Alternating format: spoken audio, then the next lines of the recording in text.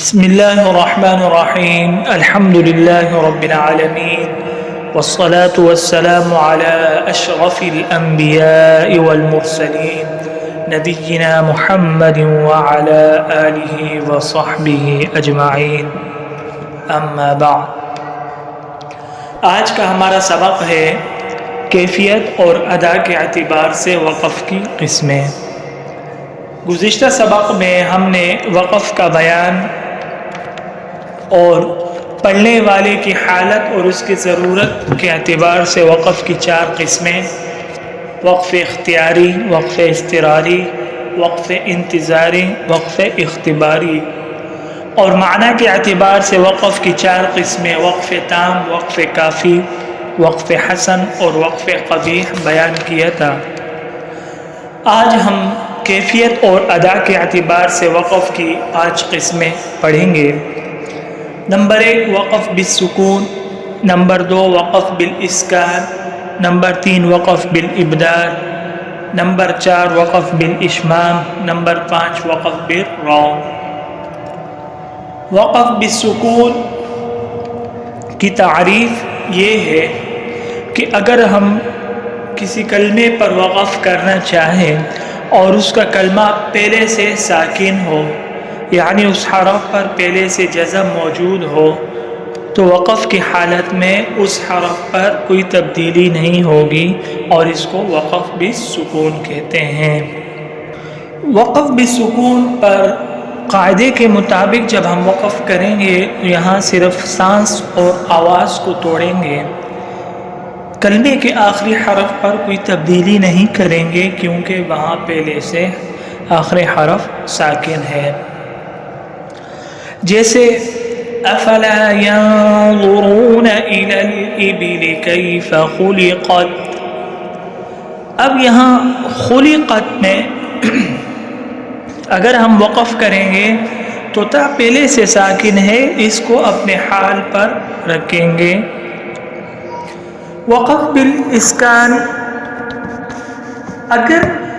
کسی کلمے پر ہم وقف کرنا چاہیں اور اس کلمے کے آخری حرف پر حرکات میں سے زبر، زیر پیش، دو زیر دو پیش ہو تو ہم حالت وقف میں اس کلمے کے آخری حرف پر ان حرکات کی جگہ جزم لگائیں گے، یعنی اس حرف کو ہم ساکن کریں گے۔ پورے قرآن مجید میں اگر کسی کلمے پر وقف کرنا چاہے اور اس کلمے کا آخری حرف پر حرکات میں سے زبر، زیر پیش، دو زیر دو پیش میں سے کوئی حرکت آ جائے تو ہم اس حرف کی حرکت کو جزم سے تبدیل کر کے اس حرف کو ساکن بنائیں گے۔ جیسے الحمدللہ رب العالمین، اب یہاں العالمین پر نون پر زبر کی حرکت ہے، لیکن اگر ہم اس پر وقف کریں گے تو ہم اس زبر کی حرکت کو جزم بنائیں گے اور نون کو ساکن کر دیں گے، تو اس ساکن کو ہم وقف بالاسکان کہیں گے۔ زیر کی مثال الرحمن الرحیم، اب میم کے نیچے زیر کی حرکت ہے، لیکن جب ہم میم پر الرحیم پر وقف کریں گے تو حالت وقف میں ہم میم کے نیچے جو حرکت زیر کی حرکت ہے اس کو جزم سے تبدیل کریں گے اور میم کو ساکن بنائیں گے، الرحمن الرحیم۔ اسی طرح پیش کی مثال رسول، اب رسول پر لام پر پیش کی حرکت ہے، لیکن اگر ہم رسول پر وقف کریں گے تو ہم پیش کو، لام کی پیش کو جزم سے تبدیل کر کے لام کو ساکن بنائیں گے، رسولو کی جگہ رسول، اس کو وقف بالاسکان کہتے ہیں۔ نمبر 3 وقف بالابدال، اگر کسی کلمے کے آخری حرف پر 2 زبر ہو اور ہم اس پر وقف کرنا چاہیں تو اس آخری حرف کے 2 زبر کو ہم الف مدہ سے بدل دیں گے. جیسے ابدن، اب ابدن پر جب ہم وقف کریں گے تو دال پر جو 2 زبر ہے اس کو ہم الف مدہ سے تبدیل کر دیں گے ابدا. اسی طرح اس کی ہم دوسری مثال لے لیں. قرآن مجید کی ایک آیت ہم پڑھیں گے سراجا وہاجا. اب جیم پر 2 زبر کی تنوین ہے اور جن پر جب ہم وقف کریں گے تو ہم اس تنوین کو الف مدہ سے تبدیل کریں گے سراجا وہاجا. اب یہ جو تبدیل ہوا ہے اس کو ہم وقف بالابدال کہیں گے. وقف بالابدال کی دوسری صورت یہ ہے کہ پورے قرآن مجید میں کسی بھی کلمے کے آخری حرف گول تا ہو اور اس گول تا پر اگر ہم وقف کرنا چاہیں تو گول تا پر کوئی بھی حرکت ہو ہم اس گول تا کو ہا سے تبدیل کر کے اس حرکت کو جزم سے تبدیل کریں گے. مثال کے طور پہ میں ایک چھوٹی سی مثال یہاں آپ کو دیتا ہوں. رقبتن، اب رقبتن میں تا گول ہے اور گول تا کے اوپر 2 پیش کی تنوین ہے. اگر ہم رقبتن پر وقف کریں گے تو رقبتن کی جو تا ہے اس کو ہم ہا سے تبدیل کریں گے اور تا کے اوپر جو 2 پیش کی تنوین ہے اس 2 پیش کو ہم جزم سے تبدیل کریں گے تو رقبتن کی جگہ رقبہ. یہ ہوئی وقف بالابدال کی دوسری قسم. یعنی پورے قرآن مجید میں جہاں بھی گولتا آئے گی اور اس پر ہم وقف کرنا چاہیں، کسی بھی کلمے کے آخر میں گولتا ہو اور اس کلمے پر ہم وقف کرنا چاہیں تو اس گولتا کو ہم ہا سے تبدیل کریں گے اور اس گولتا کے اوپر کوئی بھی حرکت ہو تو ہم اس حرکت کو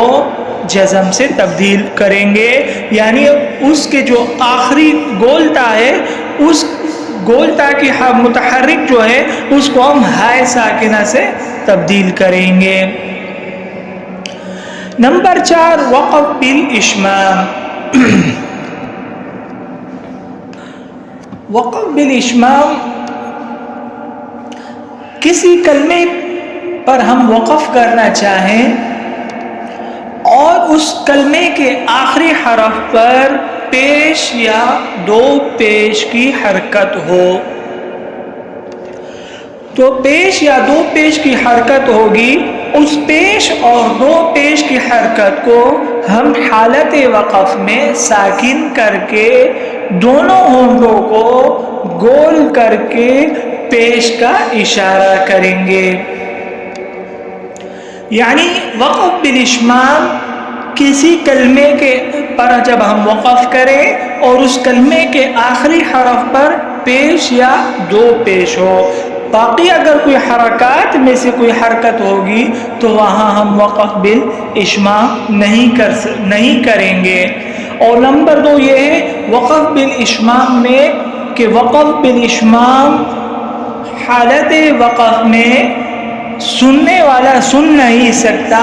بلکہ دیکھنے والے کو معلوم ہوتا ہے کہ وقف کرنے والے نے وقف بالاشمام کیا ہے یا نہیں کیا. نمبر 3 یہ ہے کہ وقف بالاشمام میں کلمے کے آخری حرف کو ساکن کرنا ہے اور ساکن کرنے کے بعد ہونٹوں کو گول کر کے پیش کا اشارہ کرنا ہے. اور نمبر 4 یہ ہے کہ وقف بالاشمام قصر کی حالت میں بھی ہو سکتا ہے، توسط کی حالت میں بھی ہو سکتا ہے اور طول کی حالت میں بھی ہو سکتا ہے. اگر مثال کے طور پہ کسی کلمے پر ہم وقف کریں اور وہ کلمہ قصر والا ہو تو ہم تب بھی اس پر وقف بالاشمام کر سکتے ہیں، اور اگر وہ توسط والا ہو تو تب بھی اس پر ہم وقف بالاشمام کر سکتے ہیں، اور اگر وہ کلمہ طول والا ہو تو تب بھی اس پر وقف بالاشمام کر سکتے ہیں، لیکن یہ خیال رکھیں گے اس کلمے کے آخری حرف پر پیش یا دو پیش ہو۔ اور نمبر 5 وقف بالروم۔ وقف بالروم کسی کلمے کے اوپر جب ہم وقف کریں اور اس کلمے کے آخری حرف کے نیچے زیر یا پیش کی حرکت ہو تو ہم اس حرف کو ساکن کرنے کے بجائے اس حرف کی 1/3 حصہ آواز ادا کریں گے، اور اس آواز کو جو ہم ادا کریں گے اس ادائیگی کو وقف بالروم کہتے ہیں۔ اب یاد رکھیں کہ وقف بالروم کی جب ہم ادائیگی کریں گے تو یہ پورے مجلس میں سب کو معلوم نہیں ہوگا کہ پڑھنے والے نے وقف بالروم کیا ہے یا کوئی اور وقف کیا ہے، صرف 2 لوگوں کے علاوہ جو قریبی بیٹھے ہوئے لوگ ہوں گے ان کو معلوم ہوگا کہ پڑھنے والے نے وقف بالروم ادا کیا ہے، اور نمبر 2 یہ ہے کہ تلاوت کو غور سے سننے والے کو معلوم ہو سکے گا کہ انہوں نے وقف بالروم ادا کیا ہے۔ وقف بالروم پیش، 2 پیش، زیر اور 2 زیر میں ادا ہوتا ہے، نمبر 1، اور نمبر 2 یہ ہے وقف بالروم حالت قصر میں ادا ہوتا ہے، توسط اور طول میں نہیں ہوتا۔ اور نمبر 3 یہ ہے کہ وقف بالروم کسی کلمے کا آخری حرف حروف قلقلہ میں سے، مثال با، جیم، دال، قاف میں سے کوئی حرف ہو اور اس پر ہم وقف بالروم کریں گے تو ہم اس حرف پر قلقلہ نہیں کریں گے، کیونکہ وقف بالروم میں کلمے کے آخری حرف کو ساکن نہیں کیا جاتا بلکہ اس حرف کے 1/3 حصے کی آواز کو ادا کرتے ہیں۔ یہ تھے کیفیت اور ادا کے اعتبار سے وقف کی 5 قسمیں۔ انشاءاللہ تعالی رموز اوقاف یعنی وقف کی علامتیں آنے والے سبق میں ہم بیان کریں گے۔ اگر آپ کے سبق کے متعلق کوئی سوال ہو تو آپ کمنٹس میں اپنا سوال لکھ سکتے ہیں، اور اگر ویڈیو آپ کو اچھی لگے تو ویڈیو کو لائک کریں، شیئر کریں، اور اگر آپ چینل پر نئے ہیں تو چینل کو سبسکرائب کریں تاکہ آنے والی تمام ویڈیوز آپ تک بر وقت پہنچ سکے۔ انشاءاللہ تعالی نئے سبق کے ساتھ دوبارہ ملیں گے۔ اللہ حافظ و ناصر۔ السلام علیکم ورحمۃ اللہ وبرکاتہ۔